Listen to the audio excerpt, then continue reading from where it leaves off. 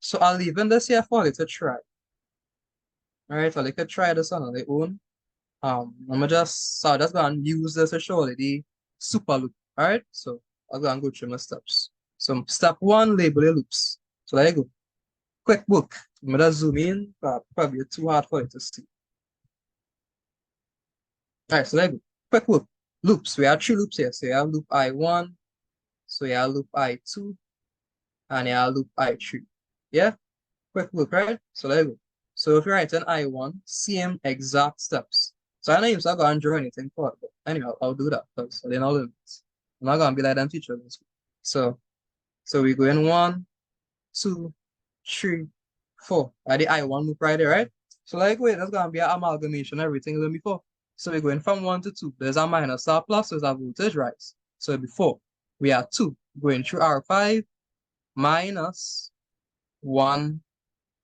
Ooh, ooh. Yeah, why that's gonna write 1, right? I'm not going through that 1 case. So it could be 1 R5, right? So we have 3 now.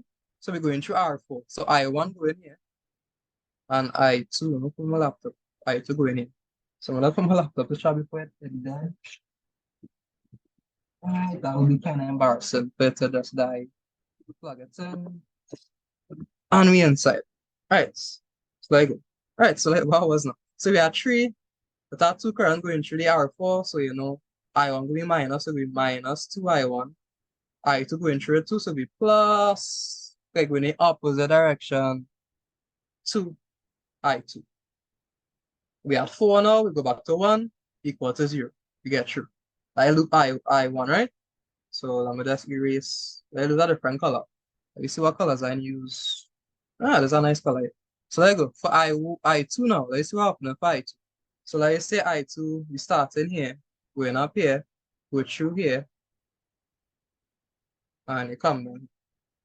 Alright, so if I follow through it, the first thing I was supposed to do is look for super loops, but I want to show you there. So if I go 1, 2, 3, 4, you'll like go up, bow, bow, you'll like see the current source, and you'll be like, what do I do? I do not know the voltage drop across it. That is true, you don't know the voltage drop across the current source. So before you even go through that, you were supposed to analyze the circuit to see if you see anything occurring like this. When you have a current source being shared in between two loops, definition. So what do we have to do? We just ignore this for now, like if it was never there, right? It's there, but we just acting like it's not there, right? So the loop would just be 1 to 2 to 3, and we're going across to 4, down to 5, and we go back down to 4, and then back to 1.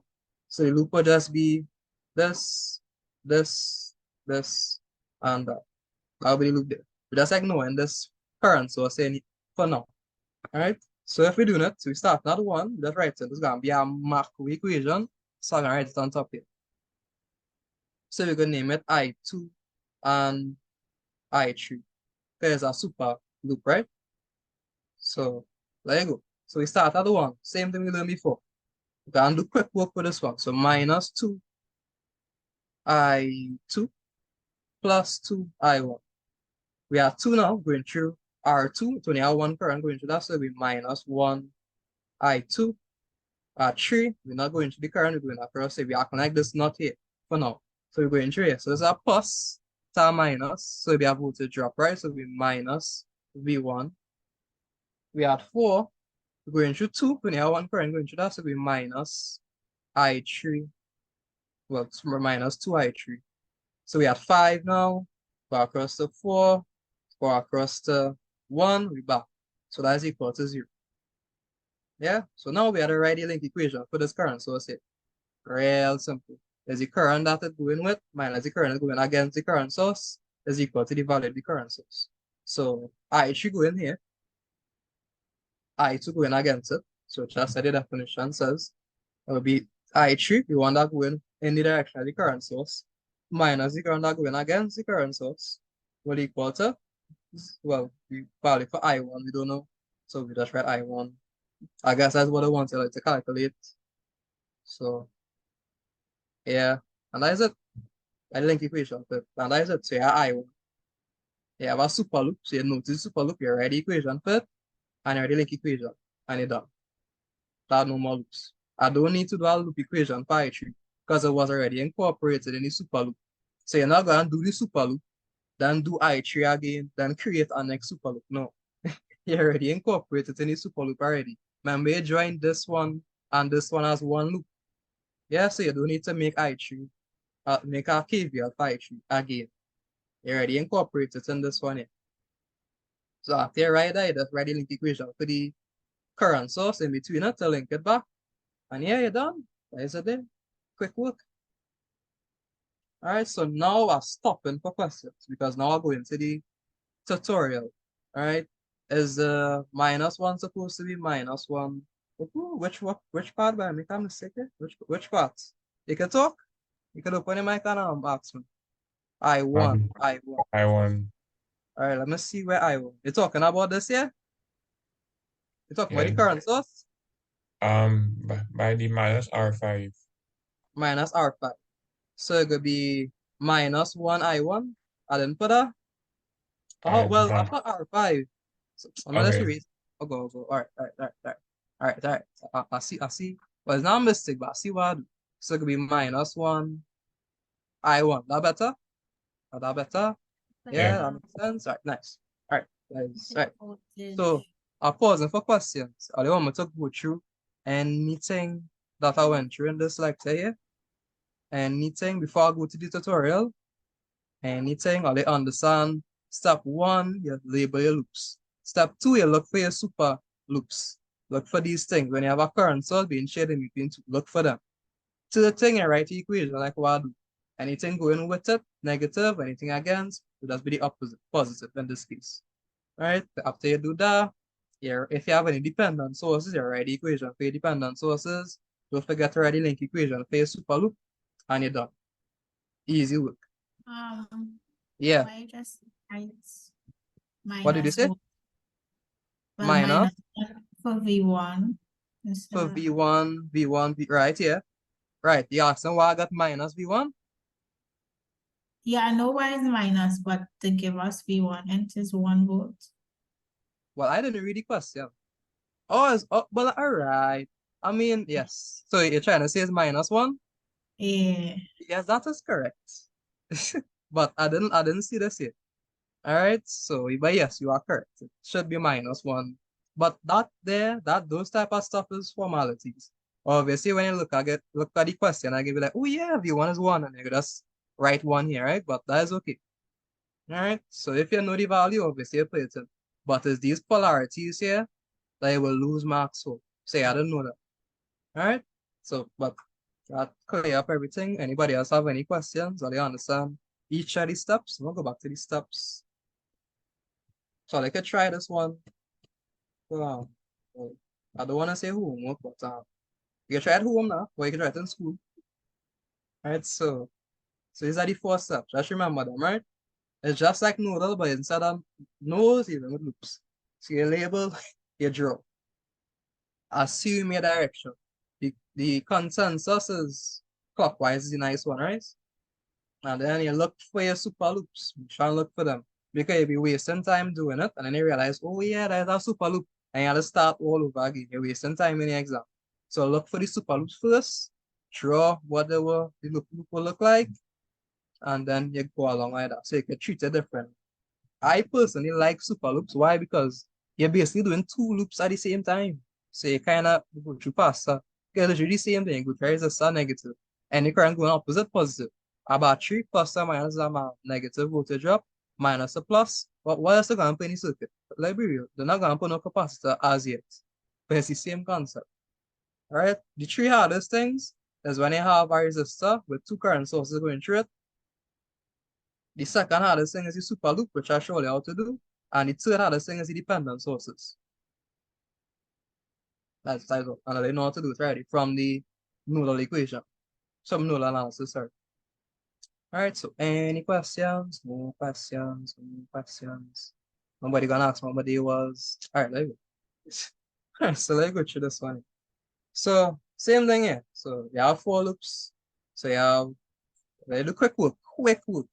So there's I1, I2, I3, I4. So I do this real quick. So I1, I gotta do this real quick, but I understand this stuff. I could just move. I don't want to over explain stuff. So let me minus 200 I1 minus 100 I1. There's a voltage source. Okay. So that's going from a plus to a minus. So it could be minus 6 Vx down to power back to our start equal to 0. Right? I2. Ooh, look at that. What do you see there? I see a current source not being shared by any other loops. And there's unit current source in the loop. So therefore I could say, and it's in the direction that I assume for I2. So I could just say I2 just equal to 40 milliamps. Yeah, and I just move on. Because I don't need to do anything for I2. I3 now. So we are I3. So like you say we start here and we end here. So it'll be minus 100 I3. So we here now, go through so that's a battery. Plus the minus, so we have voltage drop, so it'll be minus 1 is equal to 0. Yeah, I4, same thing. Say I start here, go up here, come across here, come down here. So that's our voltage rise. So it could be 1. We're here now, we're going through this. Like two loops, two equations. So I2 going through there, and then I1 going through here, right? So be careful. So it'll be minus 300 I1 plus 300 I2. So we're here now. R7 will just be minus 600 I4 because unit current going through it, and that is equal to 0. We had a dependent source. So we had already equation for the dependent source. Don't forget to do that. So we had Vx. So we need to write Vx in terms of currents. Yeah? So watch it. I4 going this direction, right? And as our voltage rise. So watch it. If I write minus 600 I4, that'll be wrong because as our voltage drop, they're telling me that Vx going from a low to a high. So I expecting a positive voltage. Yeah, so watch it. I4 going in this direction, like we saw. That's what I4 is, right? Vx going opposite to what we assume. Yeah, it's the same concept. So therefore, Vx would just be the negation of this, because it's going in the opposite. So Vx would just end up being 600 I4. And that makes sense for two reasons. It's a voltage rise. So expecting a positive. Yeah? And if we apply the same concept we did before, if I4 going down here, anything going opposite to I4 will be positive. Same thing we did before. Alright, that is why Vx is positive. Our next reason is our voltage rise. So we're expecting a positive value for it. So we expect a positive, not a negative. Can be negative. Because negative implies that you have a voltage drop across R7, but they want a voltage rise. So it has be the opposite. Yeah? That is why you have to note your polarities. Because they give you what the polarity that they want. Because voltage always go from a high potential to, sorry, a low to high. But I was voltage rise, rising, going from small to big, rise. Alright, so you're expecting a positive. Alright, and that the equations, I1, I2 had a current source that any direction, so we didn't have to do an equation for I2. I3 was easy work because when you had a resistor and a voltage source. I4 was a little more challenging because it had the resistor that two current going through it, but we know how to mash up that, right? And then we had this, and the dependent source for Vx. Since it's a voltage rise, in terms of current, it would just be IR, so it would be 600 by I4. Like the current are going through 600, and it had to be positive because that voltage rise. If I had to write negative, it'll be wrong, but that makes no sense because that voltage rise is looking for. All right, so I will stop